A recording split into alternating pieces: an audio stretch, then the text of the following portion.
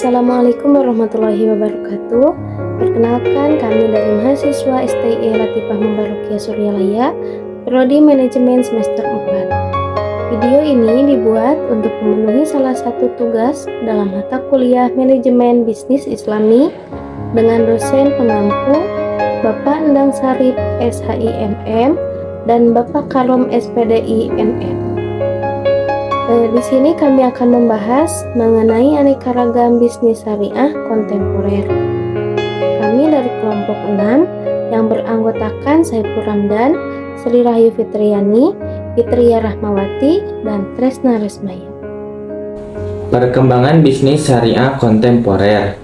Perkembangan ekonomi dan bisnis syariah telah diadopsi ke dalam kerangka besar kebijakan ekonomi di Indonesia ini. Adapun kebijakan tersebut dipelopori oleh Bank Indonesia dengan berlakunya Undang-Undang Nomor 10 Tahun 1998 dengan mengatur perbankan syariah sebagai salah satu pilar penyangga dual banking system.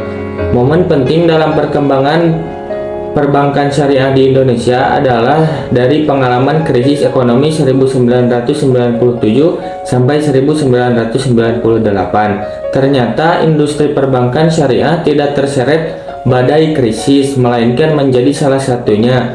Pemerintah tidak perlu menyatakan kembali sektor perbankan pada 10 Februari 1999, MUI membentuk Dewan Syariah Nasional atau DSN. DSN ini dibentuk untuk menjawab kekhawatiran akan ketidaksesuaian fatwa yang dikeluarkan oleh DPS masing-masing LKS. Oleh karena itu, DSN ini bertugas mengawal seluruh DPS atau LKS yang ada di Indonesia. Dengan berkembangnya produk-produk ekonomi syariah, diharapkan dengan fokus pada kesesuaian produk dan instrumen yang sesuai dengan prinsip-prinsip hukum syariah, pasar modal Indonesia menjadi pasar yang dapat menarik investor yang mau berinvestasi. Hal ini tidak hanya untuk investor lokal, tetapi yang tak kalah penting diharapkan juga memberikan daya tarik tersendiri bagi investor asing. Perbankan syariah. Perbankan syariah adalah sistem perbankan yang dikembangkan menurut syariat atau hukum. Upaya untuk membangun sistem ini didasarkan pada larangan Islam untuk mengambil atau menanggung pinjaman atau yang disebut dengan riba, serta larangan berinvestasi pada bisnis yang tergolong ilegal seperti bisnis yang terkait dengan produksi makanan atau minuman ilegal, bisnis media non-islami, dan lain-lain yang tidak dapat dijamin oleh sistem perbankan konvensional. Bank syariah merupakan bank yang menggunakan prinsip bagi hasil yang adil, berbeda dengan bank konvensional yang mengandalkan bunga. Bank syariah juga dapat diartikan sebagai bank yang dalam prinsip, operasional maupun produknya dikembangkan berdasarkan nilai-nilai yang terkandung dalam Al-Quran dan petunjuk-petunjuk operasional hadis Muhammad Rasulullah SAW. Faktor yang menjadi pemicu berkembangnya perbankan syariah di Indonesia dan perbedaan antara perbankan syariah dan perbankan konvensional, yaitu yang pertama pasar atau market, dan yang kedua sistem bagi hasil terbukti lebih menguntungkan daripada sistem bunga. Yang ketiga, pengembalian yang diberikan kepada nasabah yang menyimpan dana. Yang keempat, bank syariah tidak memberikan pinjaman tunai, tetapi melakukan kerjasama. Dan yang kelima, keuntungan bank syariah bukan satu-satunya tujuan. Menurut Husain dan Hasan Ali menyatakan bahwa perbankan syariah mempunyai ciri-ciri: yang pertama, uang hanya sebagai alat tukar; yang kedua, bagi hasil; yang ketiga, risiko usaha bersama; dan yang keempat, dewan pengawas syariah. Dan 3 prinsip dalam operasional bank syariah: yang pertama yaitu prinsip keadilan, yang kedua prinsip kesederajatan, dan yang ketiga prinsip ketentraman. Prinsip-prinsip dalam perbankan syariah. Yang pertama yaitu prinsip titipan atau simpanan atau al-wadi'ah. Al-wadi'ah dapat diartikan sebagai titipan murni dari satu pihak lain, baik perorangan maupun badan hukum, yang wajib dipelihara dan dikembalikan sesuai dengan keinginan penyimpan. Ada 2 jenis al-wadi'ah, yaitu wadi'ah yad al-amanah dan wadiyah yad ad-damanah. Dan yang kedua yaitu prinsip bagi hasil atau profit sharing, yaitu pembagian hasil usaha antara penyedia dana dan pengelola dana. Bentuk produk berdasarkan prinsip ini adalah yang pertama al-mudharabah. Mudharabah terbagi menjadi dua, yaitu mudharabah mutalaqah dan mudharabah muqayyanah. Yang kedua yaitu al-musyarakah.